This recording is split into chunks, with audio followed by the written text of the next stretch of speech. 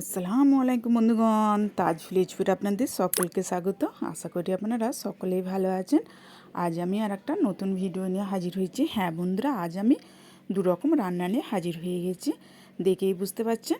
তো এটি বাটা মাছ কেনা হয়েছে। মাছটি আমি বেছে ধুয়ে ভালোভাবে পরিষ্কার করে নিয়েছি, আর এটিকে ভালোভাবে নুন, হলুদ, লঙ্কা গুঁড়ো মাখিয়ে না ভালোভাবে মুচমুচ করে ভেজে নিচ্ছি।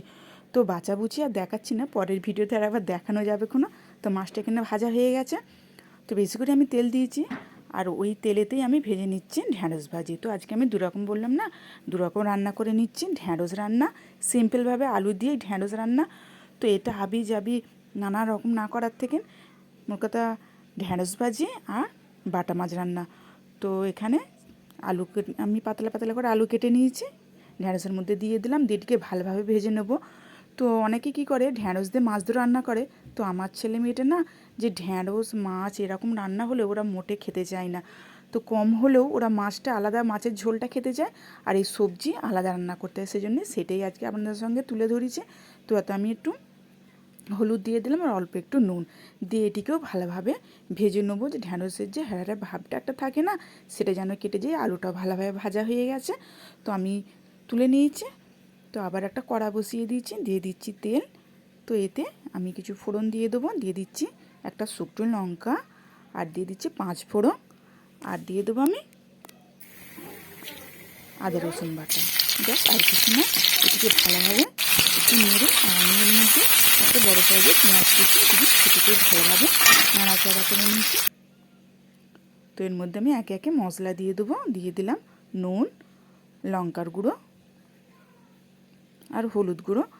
অনেক সময় কি হয়, অনেক রকম রিচ সব মশলা দিয়ে না রান্নার থেকে মনে হয় সিম্পলভাবে একটা কিছু রান্না করলেও তৃপ্তিতে ভাত খাওয়া হয়, তাই না?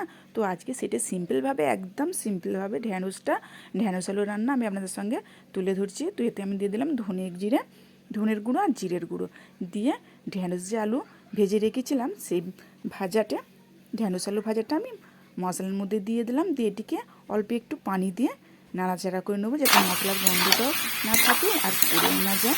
তো ভালোভাবে এটিকে নাড়াচাড়া করে নিচ্ছি। আর এই ওয়েদার যা গরম, একটু বৃষ্টি হলে একটু মনে হয় স্বস্তির ঠান্ডা হচ্ছে, আর মোট কথা অসহ্য সেই যেন গরমকালের মতো যেন গরম পড়ে গেছে, এতটাই গরম হচ্ছে। তো আজকে সেই সব মাথায় রেখেই আজকে ভালো কালো রান্না সিম্পলভাবে, আর নিচ্ছি কালো জিরে দিয়ে বাটা মাছের ঝোল। তো এটিকে আমি ভালোভাবে কষা হয়ে গেছে। এর মধ্যে আমি সেদ্ধ হবার জন্য দিয়ে দেবো পানি। তো এটিকে ভালোভাবে ঢাকনা দিয়ে আমি ঢেকে দেবো, যাতে ভালোভাবে সেদ্ধ হয়ে যায় আলুটা। ঢ্যাঁড়স তো সেদ্ধ হতে বেশি সময় লাগে না। তো আমি এদিকে একটা হাঁড়ি বসিয়ে দিয়েছি। তো হাঁড়িতে দিয়ে দিচ্ছি আমি তেল। তো একটু কম লাগছে, আমি আর একটু তেল দিয়ে দিলাম। দিয়েতে ফোড়ন দিয়ে দেবো কালো জিরে,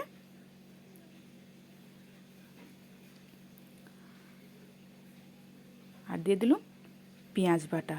এটিকে ভালোভাবে নাড়াচাড়া করে নেবে। হ্যাঁ বন্ধুরা, এই সিম্পলভাবে বাটা মাছের কালো জিরে দিয়ে ঝোলটা রান্না করে খেয়ে দেখবেন মুখের স্বাদ বদলে যাবে। তো এ দিয়েই একতলা ভাত নিমেষেই শেষ হয়ে যাবে। হ্যাঁ বন্ধুরা, ঠিকই বলছে। তো এর মধ্যে আমি দিয়ে দিচ্ছি একটু বড়ো সাইজের টমেটো কুচি, এটিকে ছোটো ছোটো করে টুকরো করে কেটে নিয়েছি। তো এর মধ্যে দিয়ে দিলাম, দিয়ে আমি এতে একে একে মশলা দিয়ে দেবো। দিয়ে দিলাম লঙ্কা গুঁড়ো, হলুদ গুঁড়ো, জিরে গুঁড়ো, ধনে গুঁড়ো, আর দিয়ে দিচ্ছি নুন। ভালোভাবে নাড়াচাড়া করে নেবো। বন্ধুরা, ভিডিও যদি আমার ভালো লেগে থাকে, লাইক, কমেন্ট অ্যান্ড সাবস্ক্রাইব করে বেল আইকন প্রেস করে অল করতে ভুলবেন না। প্লিজ প্লিজ সাবস্ক্রাইবটি করে দেবেন, আর বেশি বেশি করে শেয়ার করে দেবেন। এবং তেলটা আমার হয়ে গেছে, উপরে ভেজে দিতে একদম মাখা মাখা হয়ে গেছে।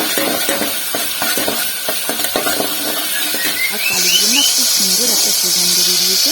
এর মধ্যে আমি যতটা ঝোল রাখবো ততটা পানি দিয়ে দিলাম।